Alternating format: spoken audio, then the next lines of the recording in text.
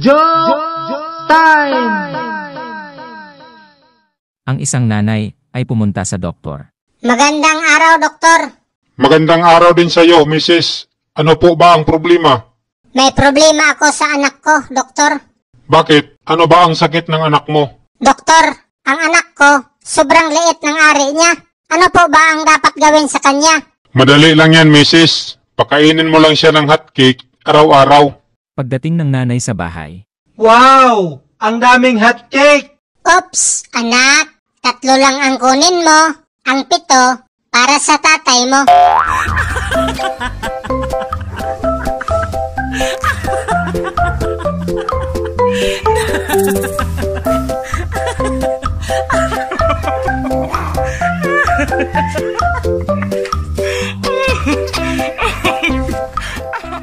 Joke time!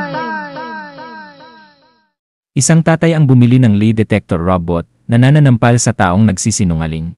Agad niya itong sinubukan kinagabihan. Anak, pumasok ka ba sa school nyo ngayon? Opo, tay. Ang anak ay sinampal ng robot.